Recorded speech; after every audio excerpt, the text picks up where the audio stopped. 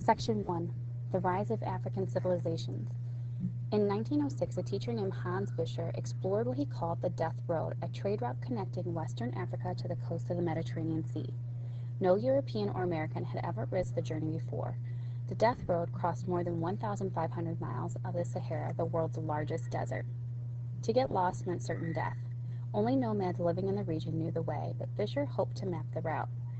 Like the desert nomads, his life depended upon finding oases.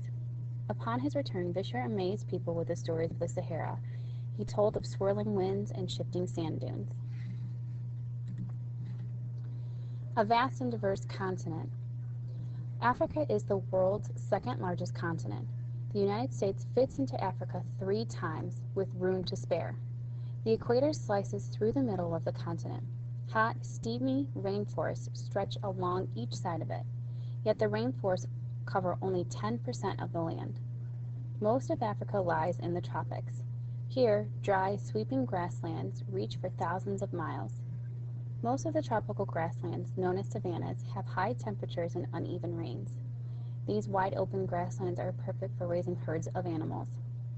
For much of Africa's history, the people of the savanna were hunters and herders. North and south of the savannas are the deserts, the Sahara to the north and the Kalahari to the southwest. For many years, these unmapped seas of sand blocked travel.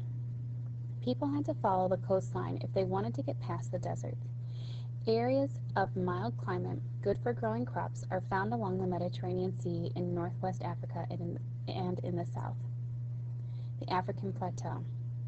Almost all of Africa, except the coastal plains, rests on a plateau, an area of high flat land. Rivers spill off the plateau in crashing waterfalls and rapids, cutting off inland water routes. Although the Nile River is Africa's longest river, the Congo River winds 2,700 miles through Africa near the equator. In the east, movements of the Earth's crust millions of years ago cracked the continent, and part of the plateau's surface dropped. This formed the Great Rift Valley, where some of the earliest human fossils have been unearthed. The valley extends through eastern Africa from present-day Mozambique to the Red Sea. West African empires. Stories of golden lands south of the Sahara seemed hard to believe.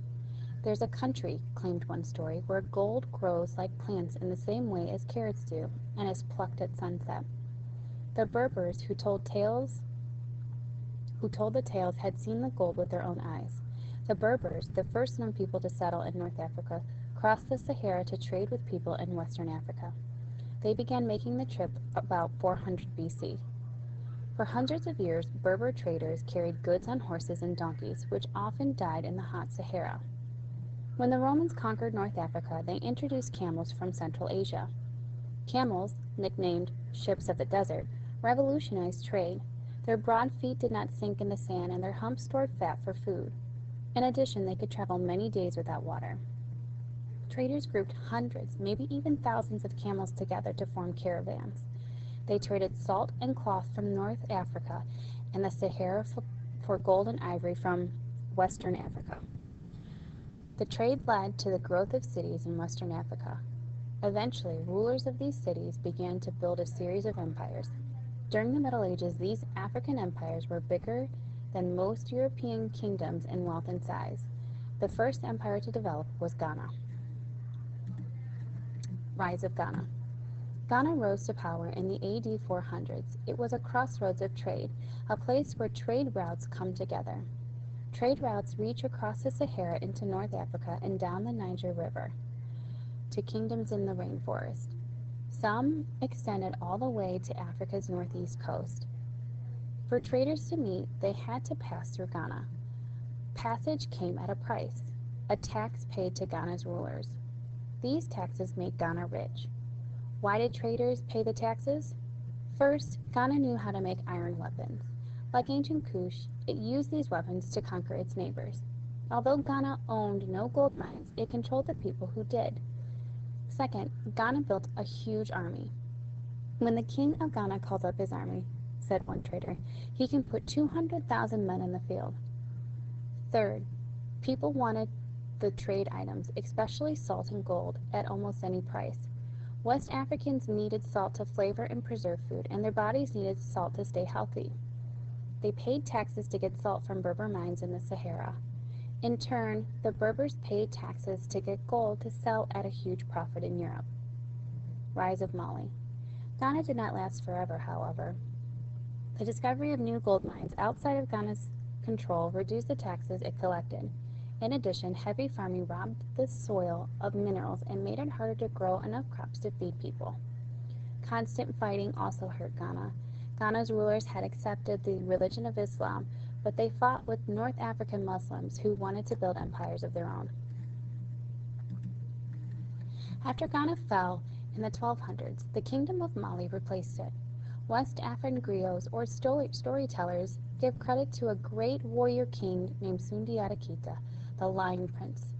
Sundiata, who ruled from 1230 to 1255, seized the capital of Ghana in 1240.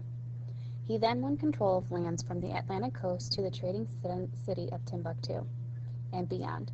His conquest put Mali in control of the gold mining areas, allowing him to rebuild the gold and salt trade.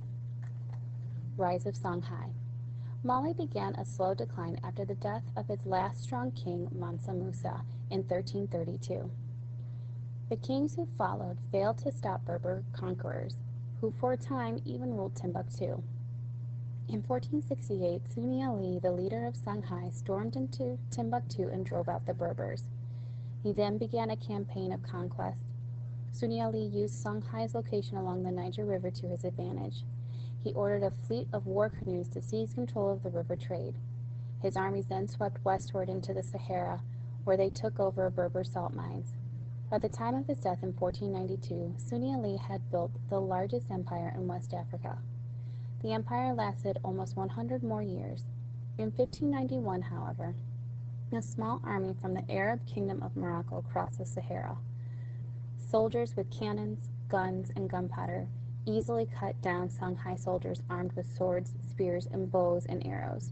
Within months, Songhai's empire was gone. Kingdoms of the rainforest. Ghana, Mali, and Songhai ruled the wide open savannas. However, the dense rainforests along the equator kept them from expanding to the southern coast. People living in the rainforest built their own kingdoms and empires. They included Benin, which arose in the Niger Delta, and Congo, which formed in the Congo River Basin. Griots who live in the Niger Delta still tell stories about King Uweyur, who founded the empire of Benin around 1440. In describing his ancestors' accomplishment, one storyteller boasted, "He fought against and captured 201 towns and villages. He took their rulers captive and caused the people to pay tribute to him." Farmers in the rainforest kingdoms enjoyed many natural advantages, including farmable soil and a warm, wet climate. In cleared-out areas of the forest, they often produced a surplus or extra supply of foods like bananas, yams, or rice. Food surpluses supported rulers and a class of artisans. Congo weavers, for example, wove fabrics from bark and plant fibers that looked to Europeans like velvet. In Benin, artists excelled at sculpting and carving metal, wood, and ivory. Rainforest kingdoms that bordered on the dry savannas traded surplus food and crafts for copper, salt, and leather goods from the savannas. Later, when the Europeans arrived, traders from Benin and Congo met ships along the coast. They traded, among other things, captives taken in war. East Africa. People today in the East African country of Ethiopia trace their history back to 1005 BC. In that year, Queen Makeda rose to the throne of a great empire called Saba or Sheba, according to the glory of the kings Ethiopia's oldest written history. Makeda traveled to meet with King Solomon, ruler of the Israelites. On her return, Makeda introduced ancient Israel's religion to her empire. Over time, Eastern Africa would feel the impact of two other religions, Christianity and Islam. The rise of Aksum. Like other empires, Saba declined. However, Ethiopia, known in ancient times as Abyssinia, did not. Its power was centered in a city-state called Aksum. Aksum owed its strength to its location on the Red Sea. Goods from Africa flowed into Aksum, which served as a trading center for the ancient Mediterranean and East Asian worlds. Axum fought neighboring Kush for control of trade routes to inland Africa.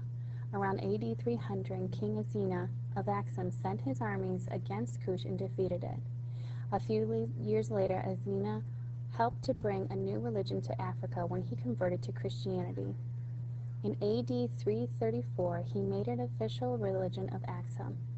Within a few hundred years, another religion, Islam, brought many challenges to Axum and other trading states along Africa's eastern coast. Coastal city-states. Arab traders from the Arabian Peninsula had been coming to eastern Africa long before the rise of Islam in the early AD 600s. They invented a wind-catching triangular sail that let them sail to Africa. The sails powered sailboats called dhows. In the AD 700s, many Arab Muslim traders settled in East African city-states. Here, Africans and Arab Muslims shared goods and ideas. By the 1300s, a string of trading ports extended down the East African coast. They included Mogadishu, Kilwa, Mombasa, and Zanzibar. These ports became major links in the Indian Ocean trading network. They traded with places as far away as China. Great Zimbabwe. Another great trading center known as Zimbabwe arose inland in southeastern Africa, around AD 700 by the Shona people. Zimbabwe supplied gold, copper, and ivory to the East African coast. From there, African goods were shipped to Arabia, Persia, India, and China. During the 1400s, two kings, Motuto and Matope, made Zimbabwe into a large empire. It stretched from south of the Zambezi River to the Indian Ocean. Evidence of Zimbabwe's power can still be seen at Great Zimbabwe, the empire's capital. Here, more than 300 huge stone buildings stand, silent reminders of Zimbabwe's past greatness.